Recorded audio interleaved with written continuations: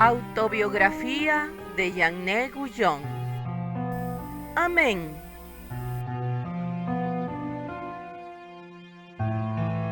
Capítulo 13. En aquel entonces recibí un deseo secreto que consistía en estar totalmente consagrada a lo que Dios dispusiera, fuera lo que fuera. Decía, ¿qué me podrías pedir que con gusto no hubiera de ofrecerte? Oh, no me deseches. La cruz y las humillaciones tomaban en mi mente formas teñidas del más horrible colorido, pero esto no me hizo claudicar. Me rendí por completo a su voluntad, y en realidad parece ser que nuestro Señor aceptó mi sacrificio, pues su divina providencia me facilitó oportunidades y ocasiones para ponerlo a prueba. Me encontré con problemas para pronunciar oraciones que antaño acostumbraba a repetir. En el momento en que abría mis labios para pronunciarlas, el amor de Dios me hacía con fuerza. Me sumergía en un profundo silencio y en una paz que no puedo expresarse. Lo intentaba con vehemencia, pero era en vano. Empezaba una y otra vez, pero no podía seguir. Nunca antes había huido de un estado así y no sabía qué hacer. Mi incapacidad aumentaba porque mi amor por el Señor se hacía más y más fuerte, violento y poderoso. Se instauró en mí una oración continua, privada del sonido de las palabras. A mí me parecía que era la oración de nuestro propio Señor Jesucristo, una oración del Verbo, hecha a través del Espíritu, según Pablo. Pues ¿qué hemos de pedir como conviene? No lo sabemos, sino que el mismo Espíritu intercede por nosotros con gemidos indecibles. Romanos 8, del 26 al 27. Mis cruces domésticas continuaban.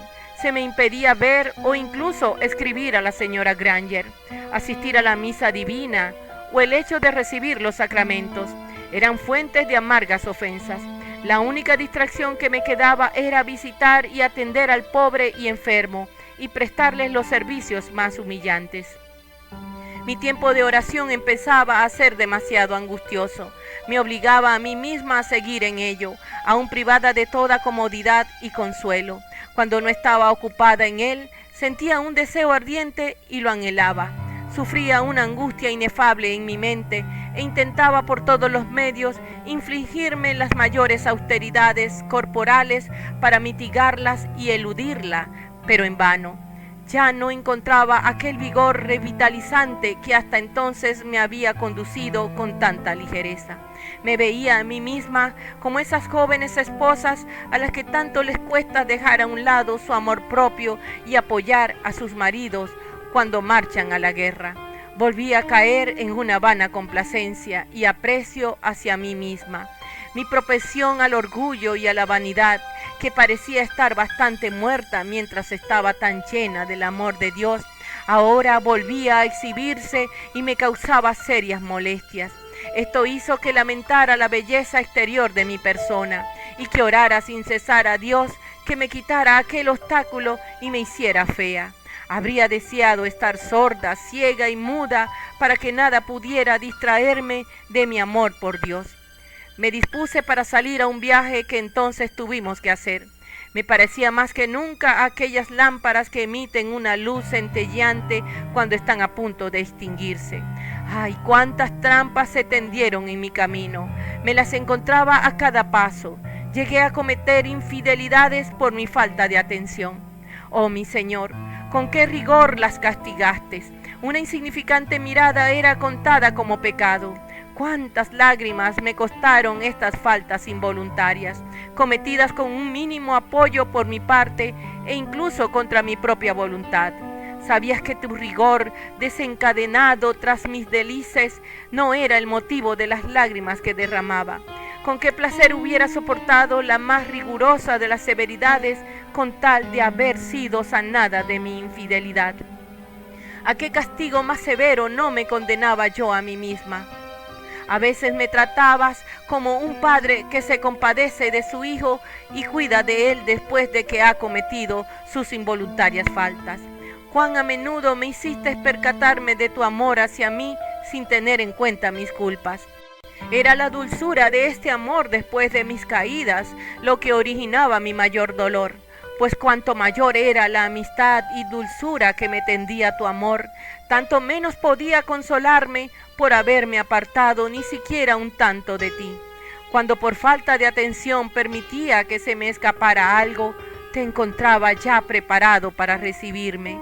¿Cuántas veces he clamado, oh mi Señor? ¿Es posible que tengas tanta gracia con alguien que vomita tantas ofensas como yo y seas tan magnánimo con mis defectos, tan propicio hacia uno que se ha apartado de ti mediante vanas complacencias y un indigno afecto hacia frívolos objetos? Pero en el momento que me doy la vuelta y regreso a ti, te encuentro esperándome, con los brazos abiertos, preparado para recibirme. Oh pecador, pecador, ¿tienes acaso alguna razón para quejarte de Dios?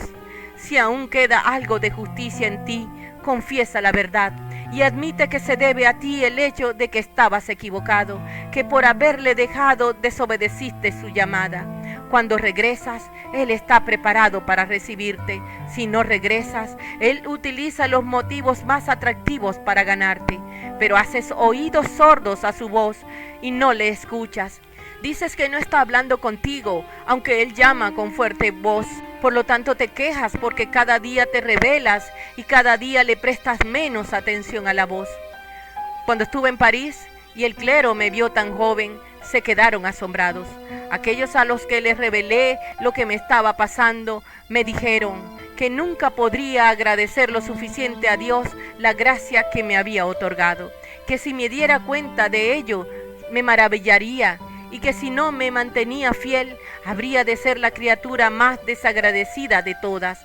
Algunos decían que nunca habían conocido a ninguna mujer que Dios hubiera mantenido tan cerca de él y en una pureza de conciencia tan grande. Creo que lo hizo así era el continuo cuidado que tenías de mí, oh mi Dios, haciéndome sentir tu presencia de la misma manera en la que tú nos habías prometido en tu evangelio. Si alguno me ama, mi palabra guardará, y mi Padre lo amará, y vendremos a él y haremos nuestra morada con él. Juan 14:23. Era la continua experiencia de tu presencia la que me salvaguardaba. Me volví plenamente convencida de lo que el profeta dijo: si Jehová no guardare la ciudad, en vano vela la guardia. Salmo 127:1. Tú, oh mi amor, eres mi fiel guardián, quien defendía mi corazón de cualquier clase de enemigo, evitando las más diminutas faltas o corrigiéndolas cuando el buen ánimo ocasionaba su incursión. Pero ay, cuando dejabas de cuidar de mí, o cuando permitías que fuera a mi aire, cuán débil era yo, y con qué facilidad mis enemigos prevalecían sobre mí. Que otros atribuyan su victoria a su fidelidad. En cuanto a mí, nunca se le imputaré a nada más que a tu cuidado paternal. He experimentado con demasiada frecuencia, a costa mía, lo que sería sin ti, como para presumir en lo más mínimo de mis propias cuitas. A ti es, y solo a ti, a quien lo debo todo, oh mi libertador, y por ello estar en deuda contigo me produce un gozo infinito. Mientras estuve en París, me relajé e hice muchas cosas que no debería haber hecho. Sabía del muy profundo afecto que algunos tenían hacia mí, y les consentía expresarlo sin el debido control por mi parte. También caí en otras faltas, como llevar mi cuello demasiado al descubierto, aunque ni mucho menos como otras lo llevaban. Vi con claridad que era demasiado negligente y aquello era mi tormento. Busqué por todas partes a aquel que en lo secreto había encendido mi corazón. Pero ay, apenas nadie le conocía.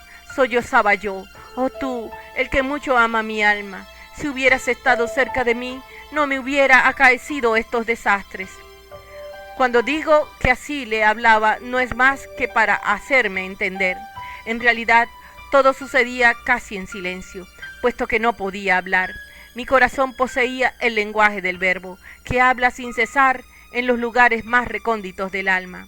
Oh idioma sagrado, solo con la experiencia se puede entender. Que nadie piense que es un lenguaje yermo y árido o mera consecuencia de la imaginación. Nada más lejos de la realidad. Es la expresión silenciosa del verbo en el alma, como nunca deja de hablar, nunca deja de obrar. Si la gente llegara alguna vez a conocer las intervenciones de Dios en almas completamente resignadas a su guía, se llenarían de perplejidad y reverente admiración. Me percataba de que estaba dentro de lo posible que la pureza de mi estado pudiera mancillarse por un excesivo comercio con las criaturas, por lo que me di prisa en terminar lo que me retenía en París, con el fin de regresar de nuevo al campo. Verdad es, oh mi Señor, que sentía que me habías dado fuerzas suficientes como para evitar toda ocasión de mal, pero cuando me había rendido hasta el punto de meterme en él, me encontraba con que no podía resistir las vanas complacencias y buen número de otras habilidades en las que me atrapaba. El dolor que sentía tras mis faltas era inexpresable. No era una angustia que se levantara de ninguna idea preconcebida o concepto alguno, ni de un motivo en particular o cariño hacia algo, sino una especie de fuego devorador que no se detenía hasta que la falta era consumida y el alma era purificada. Era un destierro de mi alma de la presencia de su amado. No podía acceder a él, ni tampoco podía tener descanso alguno fuera de él. No sabía qué hacer. Era como la paloma fuera del arca, que al no encontrar descanso para la planta de sus pies, se vio obligada a regresar al arca. Mas, viendo que la ventana estaba cerrada, solo pudo revolotear por los alrededores. Mientras tanto, por medio de una infidelidad que siempre me hará culpable, me esforzaba por encontrar alguna satisfacción por fuera, mas no pude. Esto sirvió para convencerme de mi estupidez y de la vanidad de esos placeres que dicen ser inocentes. Cuando me dejaba convencer para probarlos, sentía una fuerte repulsa que, junto a un remordimiento por causa de la transgresión, cambiaba mi baile en lamento. Oh Padre mío, decía yo, esto no eres tú, y nada más aparte de ti puede dar un placer sólido y consistente. Un día, sujeta a infidelidad y complacencia, me fui a dar un paseo a uno de los parques públicos, más por un exceso de vanidad de exhibirme que por disfrutar del lugar. Oh mi Señor, ¿cómo me hiciste ser consciente de esta falta? Pero lejos de castigarme por permitirme tomar parte del juego, lo hiciste en el hecho de tenerme tan cerca de ti que no podía prestar atención a nada más que a mi falta y a tu desagrado. Después de esto fui invitada junto a otras damas a una fiesta de Saint-Cloud. Con vanidad y poniendo algo de mi parte, accedí y fui. El evento fue espléndido. Ellas, que eran consideradas prudentes a los ojos del mundo, lo pudieron disfrutar.